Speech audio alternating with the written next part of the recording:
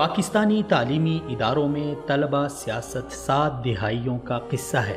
اس طویل عرصے میں بہت نشیب و فراز آئے، بدلتے ملکی حالات ہوں کہ عالمی تبدیل ہوتے منظرنامے، ملکی سطح پر اٹھتی سیاسی، دینی اور سماجی تحریکیں ہوں کہ بین الاقوامی انقلابات، ہمارے تعلیمی ادارے اور طلبہ تنظیمیں سب سے پہلے متاثر ہوئی ہیں۔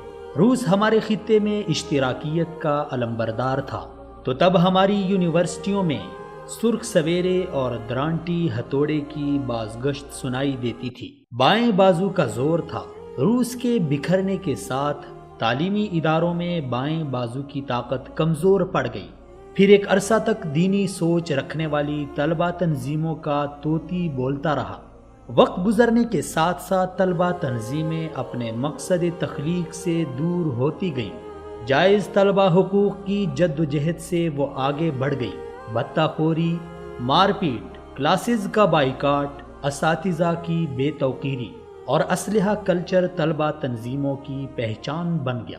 سیاسی و مذہبی پارٹیوں اور جماعتوں نے نوخیز ذہنوں کو اپنے مذموم مقاصد کے لیے استعمال کیا۔ ہر پارٹی اور جماعت کا طلبہ ونگ معرض وجود میں آیا، جو اپنی پارٹی اور جماعت کے مفادات کا محافظ بن کر ابھرا۔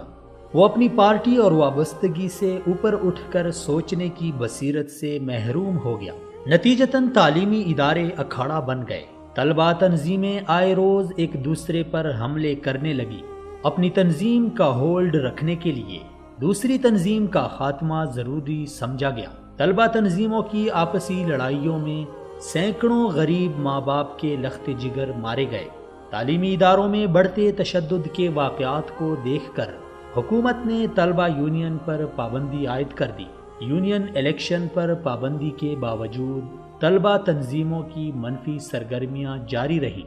حالیہ دنوں ہی ملک کی نامور درسگاہ قائد اعظم یونیورسٹی میں 2 طلبہ تنظیموں کے جھگڑے میں 40 کے قریب طلبہ زخمی ہوئے، 400 طلبہ لڑائی میں شامل ہوئے۔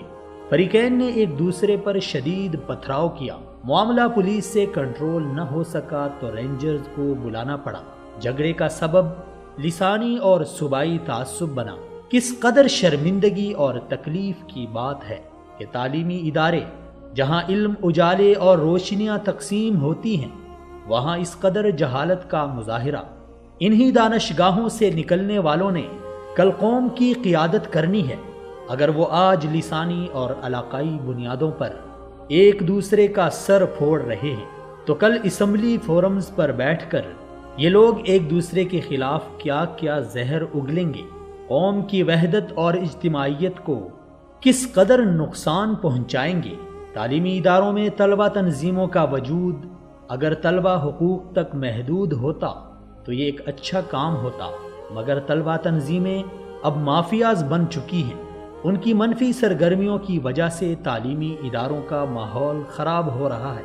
حکومت وقت کو سنجیدگی سے سوچنا چاہیے کہ طلبہ تنظیمیں قابل اصلاح ہیں یا پھر سختی سے ان کی تعلیم دشمن سرگرمیوں کو روکنے کی ضرورت ہے۔